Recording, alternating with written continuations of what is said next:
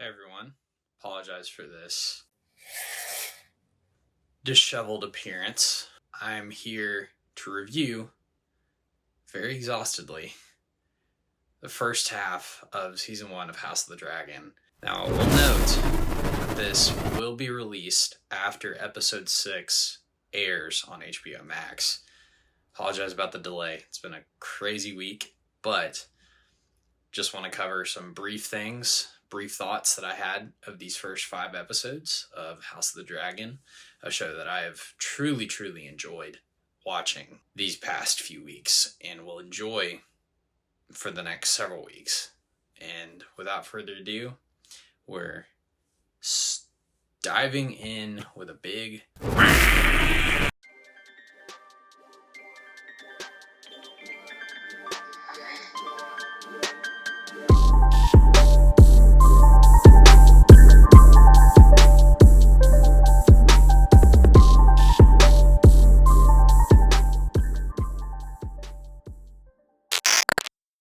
So starting off, a few positives I had. It's great to come back to Westeros. It's great to come back to to the world of ice and fire. I missed it truly for several years after the semi-disastrous ending of Game of Thrones.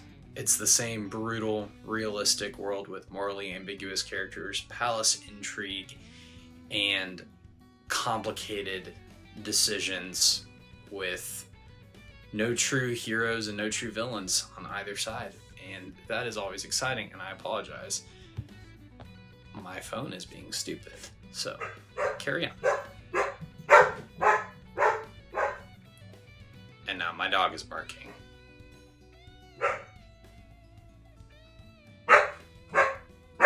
Sorry. Hold that thought. Darby! Cut it out!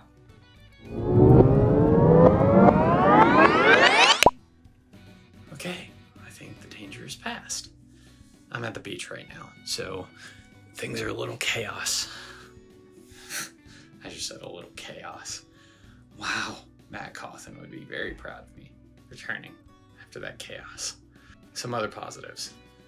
So Martin had a strong hand in producing and writing this series and begged HBO Max to tell the story of The Dance of the Dragons, which is the second half of Volume 1 of Fire and Blood, which Fire and Blood is already out. I just finished reading it a few weeks ago. It is really interesting, and I think so far the show is staying true to those characters already established in that story. Also, the set designs are incredible. What I've heard and from what I've read, they built a very large, fully usable set of the Red Keep, so that they can do really, really long extended takes inside the castle while they're filming for multiple different scenes, so on and so forth. Really cool stuff. The dragons look great.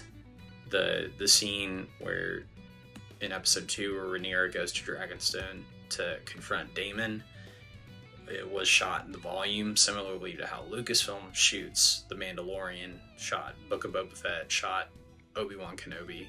All looks excellent. So, props to them there. And also, unlike Game of Thrones, we know where House of the Dragon is ultimately headed. We know what happens to the Targaryen family. That's not a spoiler. It is known as the Dothraki say.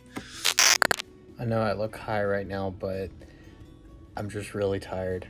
You hear a lot of wind in the background. That's the beach for you. But here's some of the negatives. I found the time jumps in these first 5 episodes to be kind of jarring. I kind of wish what happened in these first five episodes had been fleshed out into a full season, so we got more time with Millie Alcock and Emily Carey as Rhaenyra Targaryen and Alicent Hightower. Making a prequel where you know where the story is going is going to be really difficult.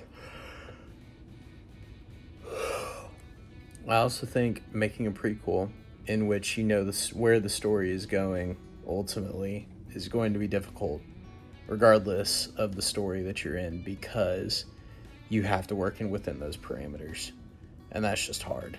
The time jumps were jarring between episodes, between episodes 2 and 3, there was a 3-year jump, and then between 3 and 4, there was, I think, another year. 4 and 5, I don't think there was one, but between episodes 1 through 3 or 4, there was a jump each time.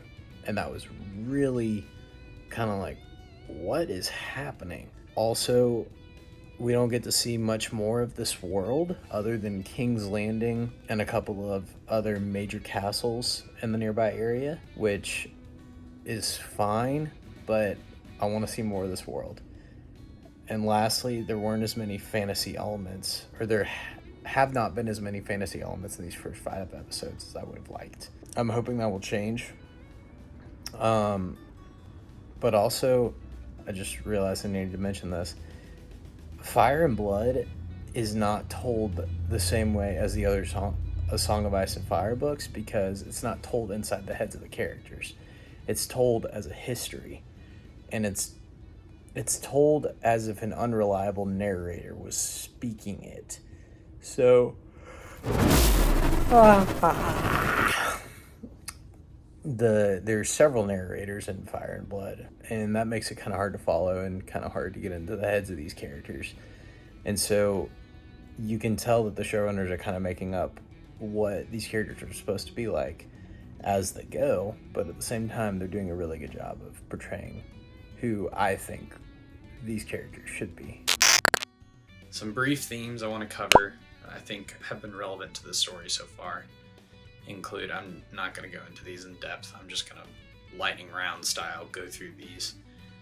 House of the Dragon has covered the themes of loneliness, gender identity, and gender politics, sexuality, the weight of duty, love, the burden of power, war, and just general identity. Who do you want to be in the world? Who do you aspire to be? Who are you told you were supposed to be?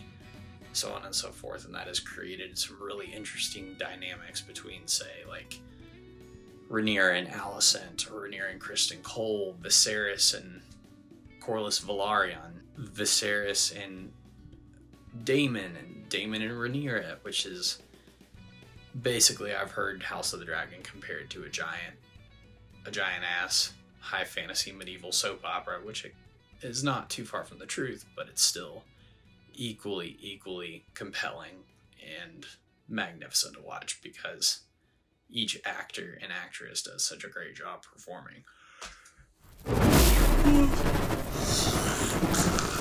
So these first 5 episodes I've really loved.